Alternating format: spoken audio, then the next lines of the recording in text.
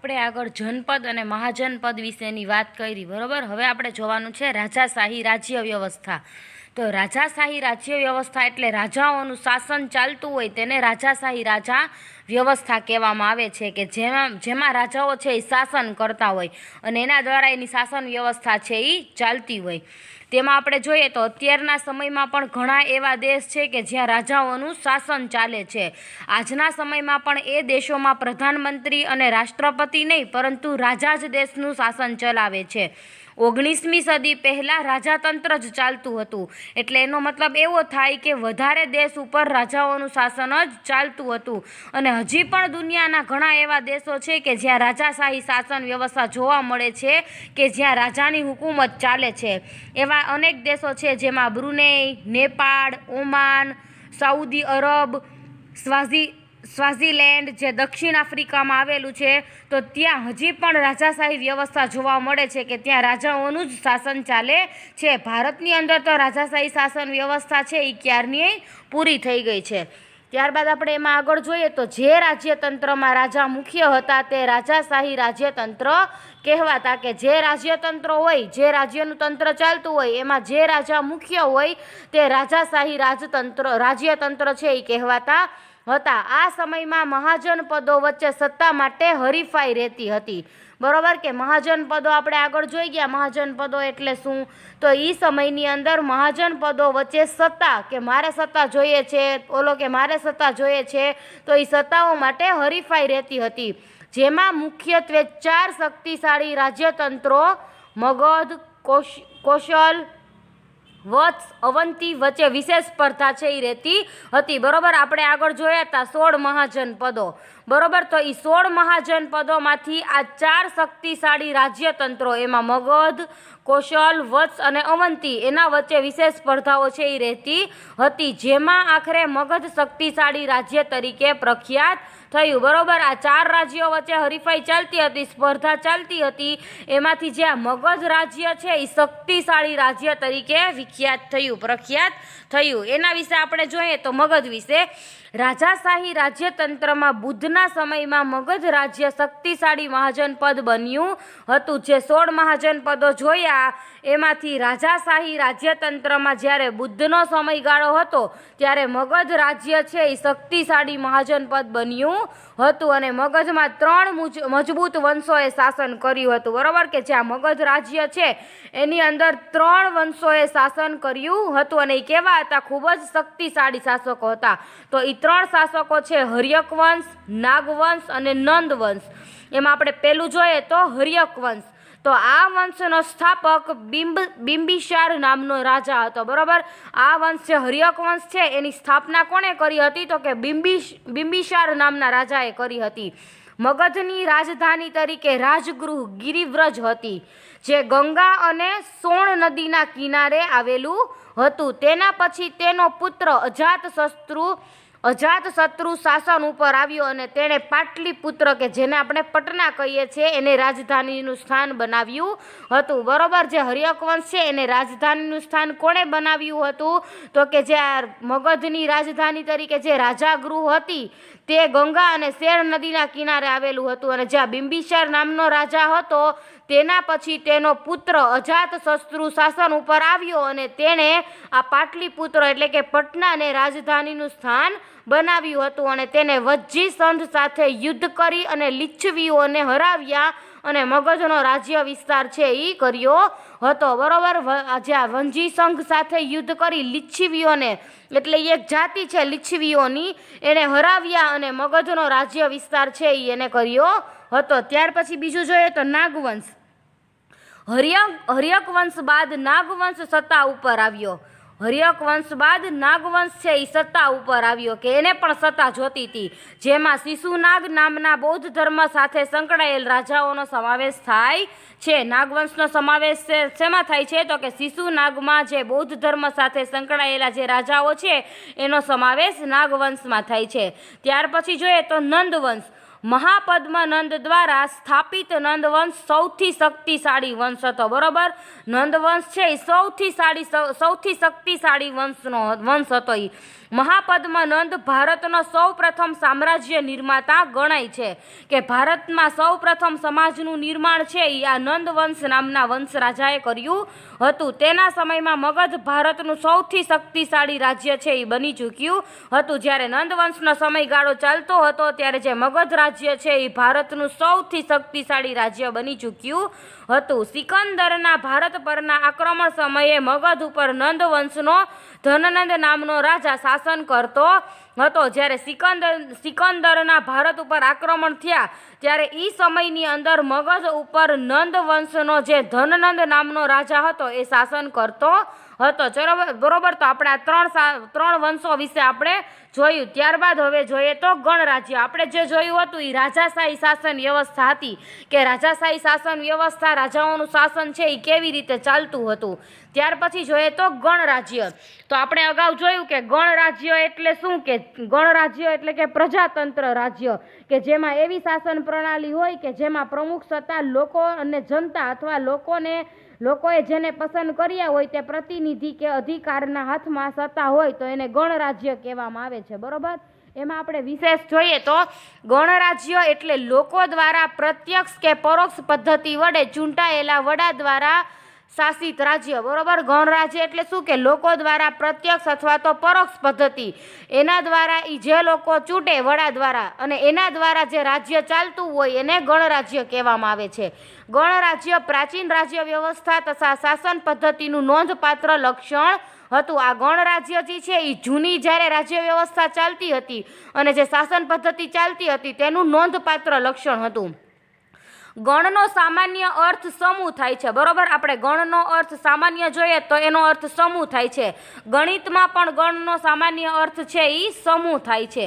એક કરતાં વધારે સભ્ય સંખ્યાની મદદથી ચાલતું રાજ્ય એ ગણરાજ્ય કહી શકાય. એક વ્યક્તિ અથવા તો તેના કરતાં વધારે સભ્યની મદદથી ચાલતું. બરોબર, એક વ્યક્તિથી ચાલે તો એને ગણ કહી શકાય નહીં, પરંતુ એક કરતાં વધારે, એક હોય અથવા એકથી વધારે બે વ્યક્તિ હોય તો એ સભ્ય સંખ્યાની મદદથી ચાલતું રાજ્ય એને ગણરાજ્ય છે એ એમ કહી શકાય છે. આ સમયે કેટલાક એવા પણ રાજ્યો હતા કે જેમાં રાજાને જનતા દ્વારા પસંદ કરવામાં આવતો હતો. બરોબર, એ સમયે ઘણા એવા રાજ્યો હતા કે એમાં રાજાને જનતા દ્વારા એટલે કે સામાન્ય લોકો દ્વારા એને પસંદ કરવામાં આવતો હતો અને આવા રાજ્યને ગણરાજ્ય કહેવામાં આવતું હતું. જેમાં વૈશાલીના લીછવીઓ, કપિલવસ્તુના શાક્યો, મિથિલીના વિદેહ, કુશીનારના મલ્લો વગેરે પ્રજાઓના ગણરાજ્યો હતા. અને આ પ્રકારની રાજ્ય વ્યવસ્થામાં પ્રત્યેક સભ્યને રાજા જેવો દરજ્જો છે એ આપવામાં આવતો હતો. બરોબર, જો આટલું જાણો એમાં લખ્યું છે ગણ. તો ગણ શબ્દ એટલે ઘણા સભ્યોવાળા સમૂહ માટે વપરાતો શબ્દ. એક કે તેથી વધારે હોય તો એના માટે આપણે ગણ વાપરીએ છીએ. ગણ એટલે જૂથ અથવા સમૂહ, અને સંઘ એટલે સંગઠન અથવા સભા. ત્યાર પછી આપણે આગળ જોઈએ તો વૈશાલી વજ્જી રાજ્ય. એના વિશે આપણે જોઈએ તો રાજસત્તાક મહારાજ્યો આસપાસના પ્રદેશો તાબે કરીને પોતાની સત્તા વધારવા અને સામ્રાજ્ય સ્થાપવાની મહત્વાકાંક્ષા રાખતા હતા. બરોબર, જે રાજસત્તાક મહારાજ્યો હતા એ તેના આસપાસના પ્રદેશો તાબે કરીને એટલે કે પોતાના કરીને એનો હક જમાવો હતો અને પોતાની સત્તા એને વધારવી હતી. એ માટે સામ્રાજ્ય સ્થાપવાની મહત્વાકાંક્ષા એટલે કે ઈચ્છા રાખતા હતા. આ જોઈને લીછવી, વજ્જી, જ્ઞાતુક, વિદેહ, શાક્ય, મલ વગેરે 8 કે 9 જાતિના લોકોએ પોતાનું રક્ષણ કરવા જે સંઘ રાજ્ય સ્થાપ્યું એ વજ્જી સંઘ નામે ઓળખાયું હતું. બરોબર, જ્યાં લીછવી છે, વજ્જી છે, જ્ઞાતુક છે, વિદેહ છે, શાક્ય છે અને મલ છે, તો એ બધી અલગ પ્રકારની જાતિ હતી. તો આ પ્રકારની જાતિના લોકોને પોતાનું રક્ષણ કરવા માટે જે સંઘ રાજ્ય સ્થાપ્યું હતું તેને વજ્જી સંઘ નામે ઓળખાયું હતું. અને એ સંઘ રાજ્યનું મુખ્ય સ્થાન લીછવીઓનું પાટનગર વૈશાલી હતું. બરોબર, કે જે આ સંઘ રાજ્ય જાતિના લોકોએ સ્થાપ્યું હતું એનું મુખ્ય સ્થાન જે છે એ લીછવીઓનું પાટનગર વૈશાલી હતું. આથી તેને વૈશાલીના વજ્જી સંઘનું ગણરાજ્ય કહેવામાં આવતું હતું.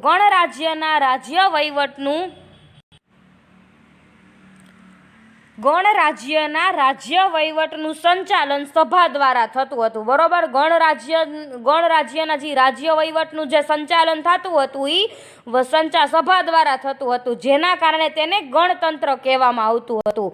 ગણરાજ્યમાં રાજાની બધી જ સત્તા સભ્યો પાસે રહેતી હતી. બરોબર, કે ગણરાજ્યની શાસન વ્યવસ્થામાં જે રાજાની બધી જ સત્તા હોય એ સભ્યો પાસે રહેતી હતી અને સભામાં સભ્યો બેસતા અને બધા કામકાજ ગણસભામાં રજૂ થઈ અને બહુમત કે સર્વાનુમતે પસાર થતા. કે સભાની અંદર જેટલા સભ્યો બેસતા અને બધા કામકાજ છે એ ગણસભામાં રજૂ થતા. જે પણ કંઈ કાર્ય થયું હોય એ ગણસભામાં રજૂ થતું અને એ બહુમત કે સર્વાનુમતે પસાર થતા. બહુમત એટલે કે જેને જે મત જીતવા માટે એકથી વધારે મતની જરૂર પડે એને બહુમત કહેવાય, અને સર્વાનુમત એટલે કે બધાના મતો દ્વારા એ પસાર થતું.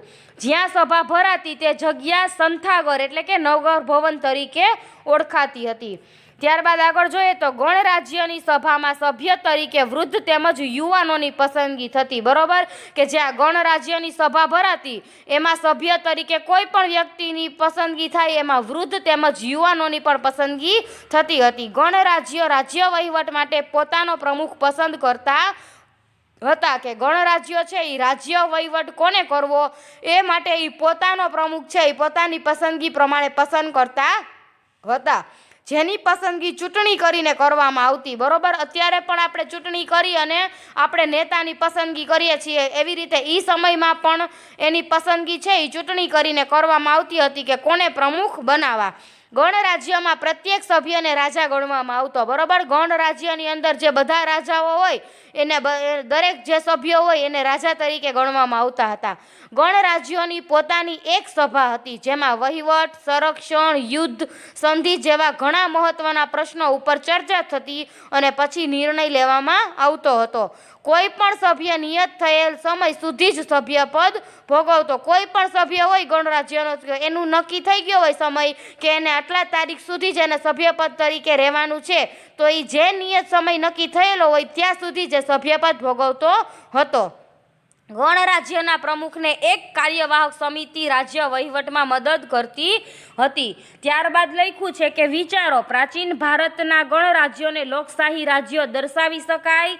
અને બીજું લખ્યું છે કે પ્રાચીન ભારતના ગણરાજ્યો અને આજની લોકશાહી વચ્ચે શું સામ્ય જોવા મળે છે. તો એમાં આપણે પહેલું જોઈએ કે પ્રાચીન ભારતમાં ગણરાજ્યોને લોકશાહી રાજ્યો છે એ દર્શાવી શકાય. તો કે હા, પ્રાચીન ભારતમાં જે આ ગણરાજ્યોની રાજ્ય વ્યવસ્થા ચાલતી એને આપણે લોકશાહી રાજ્યો છે એ દર્શાવી શકાય, કેમ કે તે પ્રજાસત્તાક તંત્રની જેમ જ પ્રજા આધારિત હોવાથી તેને લોકશાહી રાજ્યો છે એ દર્શાવી શકાય છે. ગણરાજ્યોમાં લોકશાહીની જેમ પ્રત્યેક સભ્યને રાજા છે એ ગણવામાં આવતો હતો, એટલે કે પ્રજા છે એ સર્વોપરી હતી અને ગણસભા માટે વર્તમાન સમયમાં પણ સંસદ ભવન કે વિધાનસભા ભવન જેવા નગર ભવનો છે એ છે. ત્યાર પછી જોઈએ તો પ્રાચીન ભારતના ગણરાજ્યો, કે પ્રાચીન ભારતની અંદર જે ગણરાજ્યોની રાજ્ય વ્યવસ્થા હતી અને અત્યારના સમયમાં આપણે લોકશાહી શાસન વ્યવસ્થા ચાલે છે, તો એ બંને વચ્ચે શું તફાવત છે એ આપણે જોઈએ. તો પ્રાચીન ભારતના જે ગણરાજ્યો છે એમાં ગણરાજ્યના સભ્યો સંસ્થાગરમાં એટલે કે નગર ભવનમાં સભા યોજતા અને તેઓ સભાનું કામકાજ લોકશાહી ઢબે બહુમતી કે સર્વાનુમતિથી કરતા.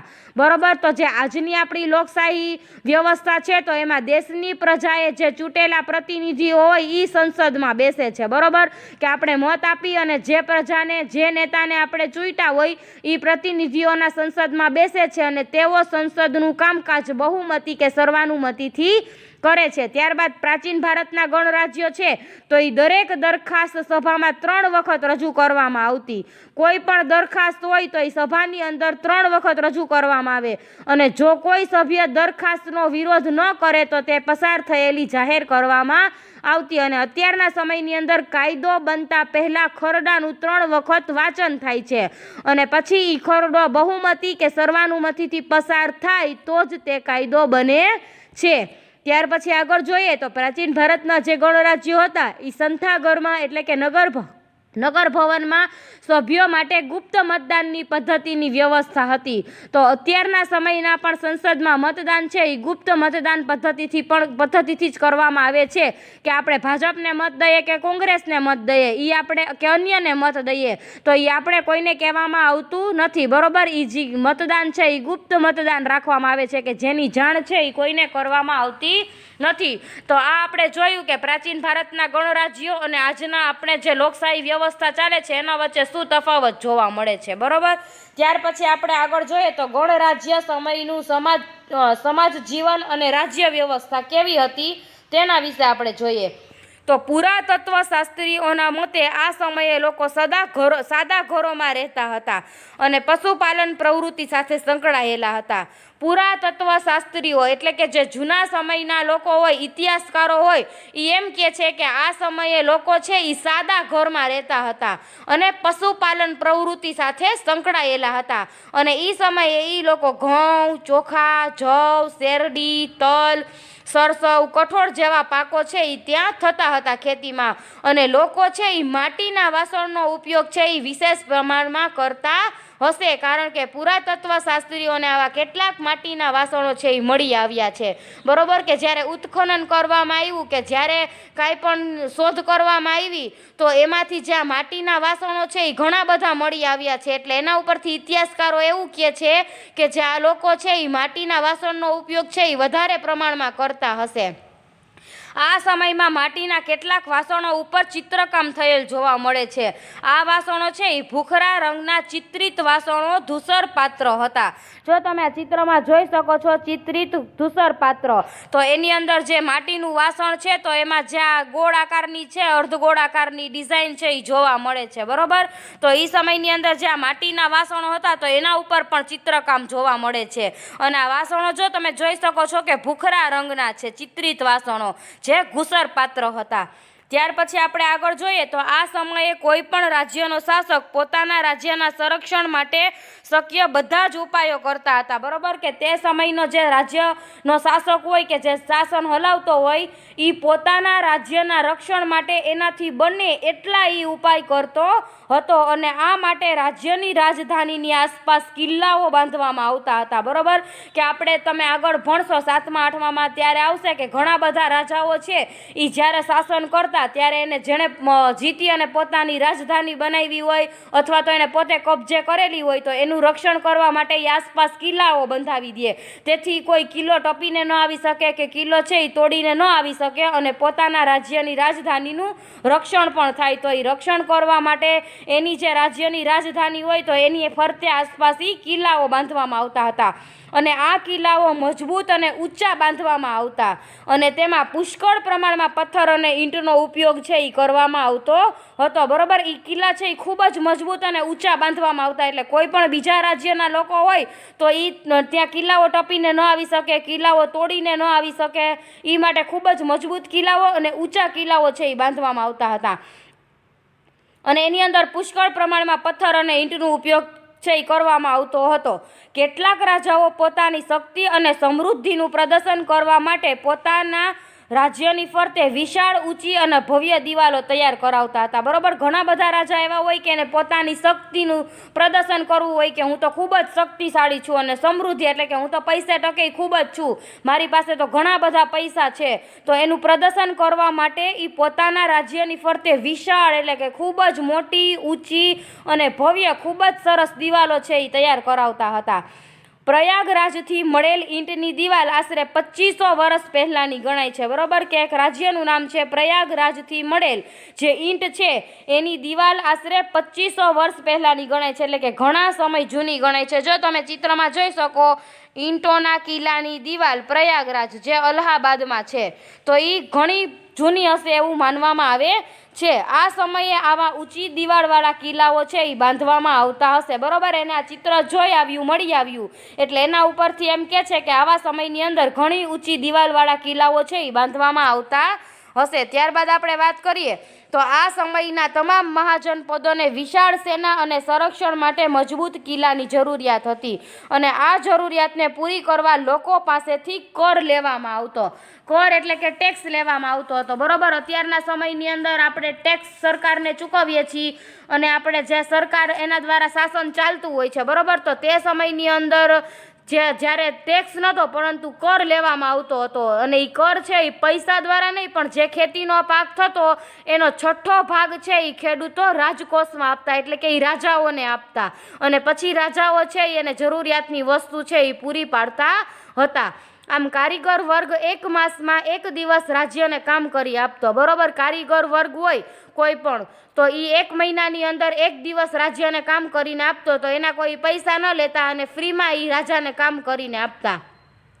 પશુપાલકો કરના ભાગરૂપે પશુઓ આપતા, બરોબર। જેની પાસે જમીન હોય અથવા ખેતી હોય તો એ ખેતીના પાક ઉપરનો જે 6ઠ્ઠો ભાગ હોય એ ખેડૂતો રાજાઓને આપતા અને જે પશુપાલકો હોય તો એ પશુપાલકો કરના ભાગરૂપે પશુઓ આપતા હતા, કેમ કે તેની પાસે જમીન ન હોય, ખેતી ન હોય, એ વધારે પશુપાલક હોય તો એની પાસે વધારે પ્રમાણમાં પશુઓ હોય તો એ કરના ભાગરૂપે શું પશુઓ આપતા હતા। અને અત્યારે આપણે આ સમયની અંદર ટેક્સ છે એ પૈસા સ્વરૂપે આપીએ છીએ। વેપારીઓ સામાનના ખરીદ વેચાણ ઉપર કર આપતા હતા, બરોબર। અત્યારે કેમ આપણે કોઈ પણ વસ્તુનું ખરીદ વેચાણ કરીએ છીએ તો GST ચૂકવવું પડે છે, એવી જ રીતે વેપારીઓ ત્યારના સમયની અંદર ખરીદ વેચાણ ઉપર કર આપતા હતા અને મહાજન પદોના સમયગાળામાં લોખંડના ઓજારોને લીધે ખેતીમાં સુધારો છે એ થવા લાગ્યો હતો, બરોબર। કે જ્યારે મહાજન પદોનો સમયગાળો હતો ત્યારે લોખંડના ઓજારો છે એ પ્રમાણમાં ખૂબ જ વાપરવામાં આવતા હતા, એટલે એને કારણે ખેતીમાં ઘણો એવો સુધારો છે એ થવા લાગ્યો હતો।